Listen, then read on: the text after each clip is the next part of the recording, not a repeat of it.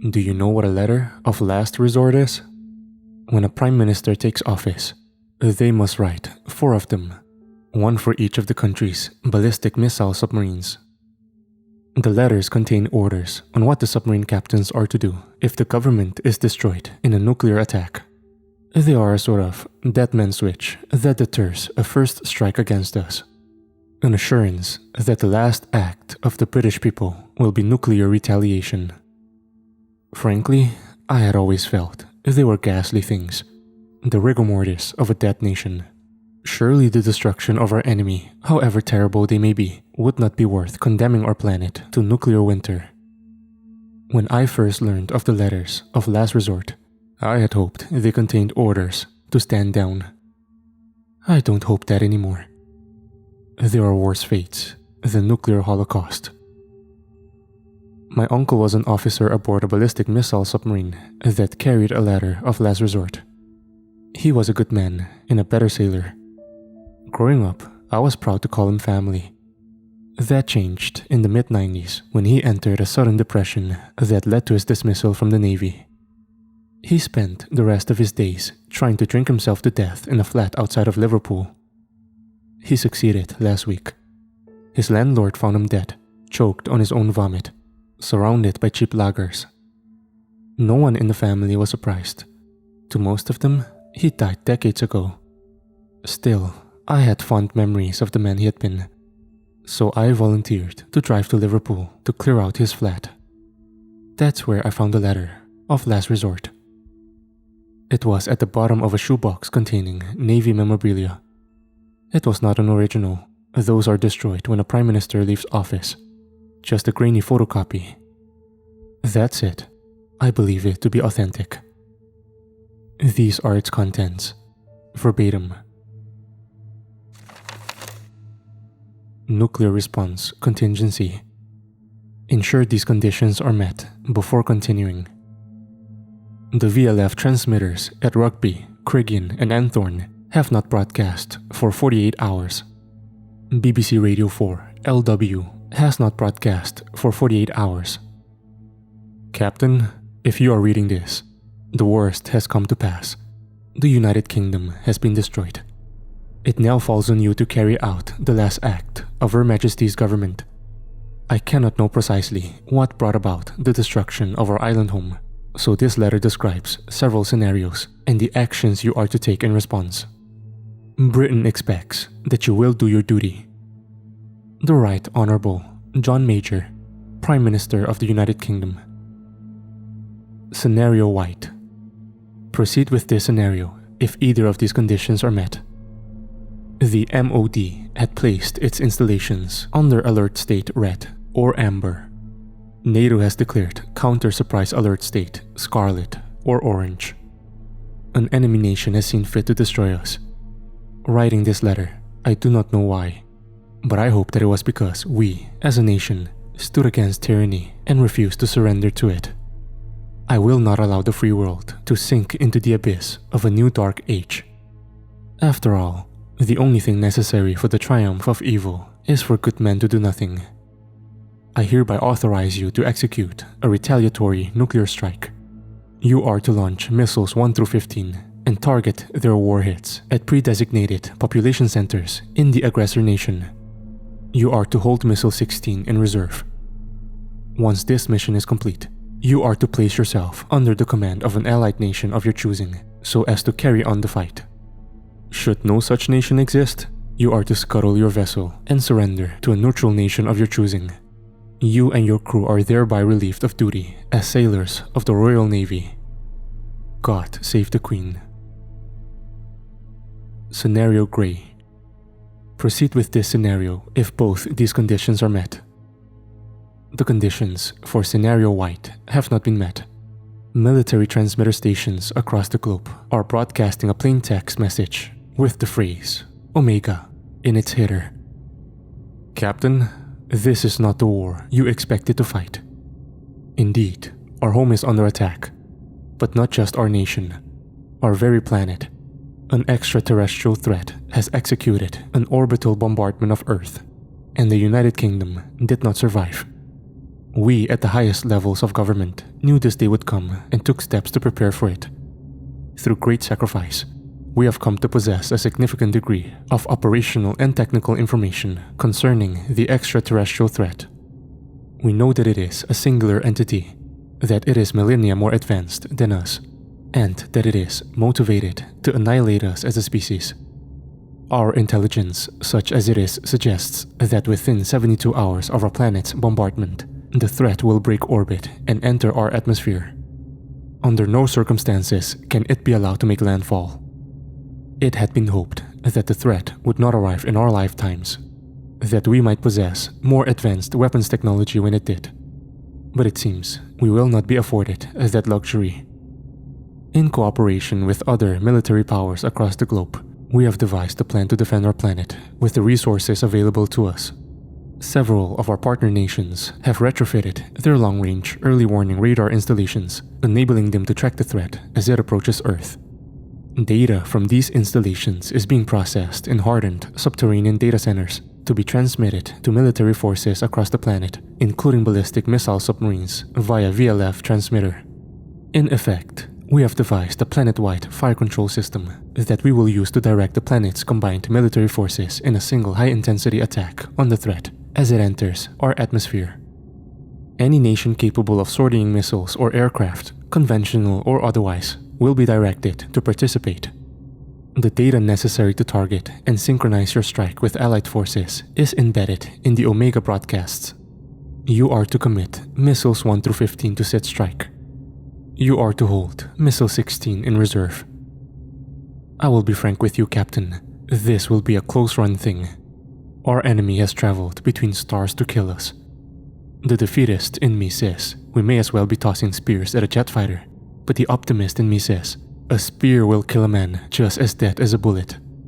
Whatever the case may be, you will do your utmost. Britain may be gone, but with its dying breath, her people charge you with the defense of our planet and species. God save the Queen. Scenario Black. Proceed with this scenario if any of these conditions are met. The strike described in Scenario Gray has failed to neutralize the threat. It heartens me to know that in our last moments as a species, we stood as one and did all we could to defend our home. Nevertheless, we have failed. The threat has landed on our planet and will now begin the work of our annihilation. This will not be some brief, impersonal process. It is to be a protracted massacre, designed by an alien intelligence to be as excruciating and undignified as possible. No human atrocity will compare. It is possible your vessel still contains nuclear warheads. Perhaps too many of our radar or transmitter installations were destroyed in the orbital bombardment and you never received any fire control data. Perhaps our intelligence was inaccurate and the threat arrived ahead of our strike window. Perhaps you simply did not read the letter in time. Whatever the case may be, if you are able, I beg of you, launch your warheads now and euthanize as many of us as you can. You are an officer of the Royal Navy, and so I expect your instincts will be to ignore this order and launch a strike against the threat. I implore you not to listen to that instinct. Our intelligence is unambiguous. Only an overwhelming strike on the threat in its atmospheric entry configuration stands a chance of delivering the megatonnage required to disable it. That opportunity has come and gone.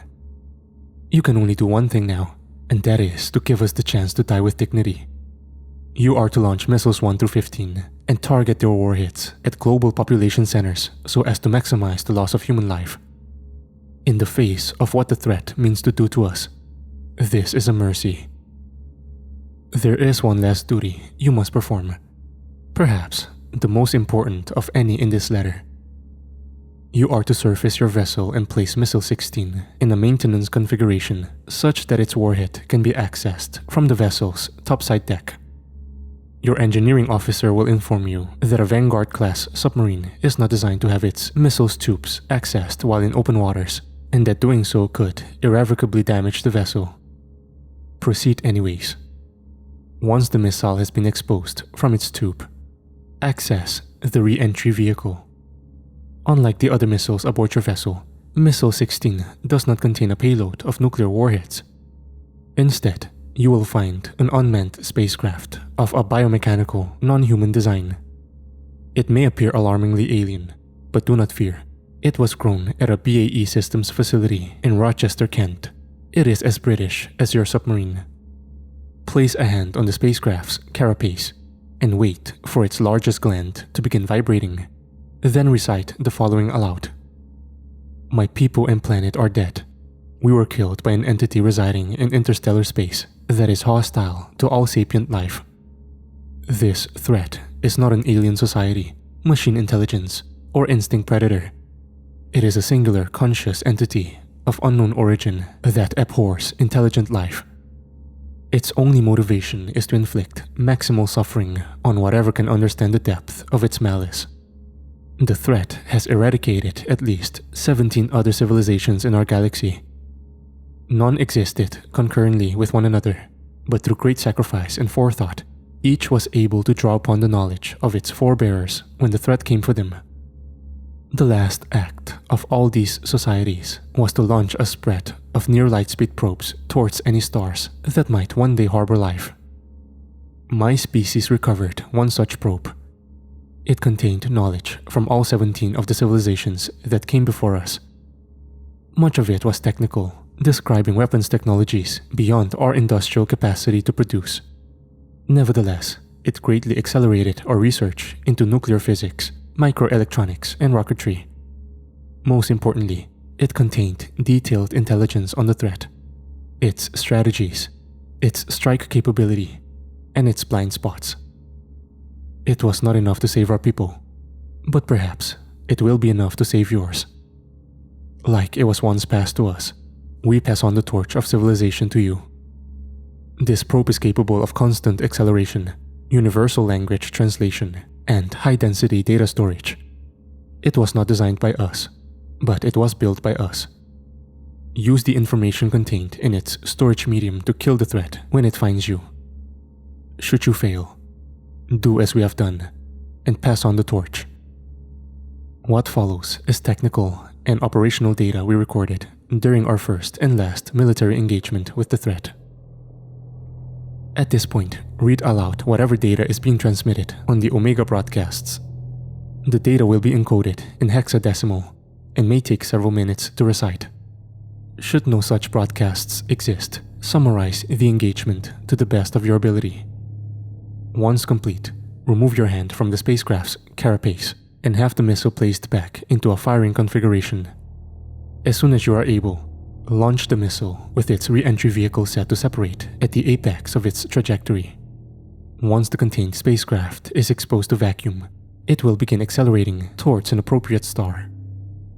With this last act of defiance, we arm another people, impossibly distant from us in space and time, with the knowledge to succeed where we have not. The last matter to be seen to is yourself and your crew.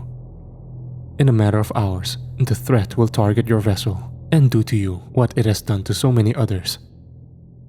Preserve your dignity and take your own lives. However you choose to carry out this final order, ensure that catastrophic damage is inflicted to your frontal cortex. Anything less will leave you vulnerable to resuscitation.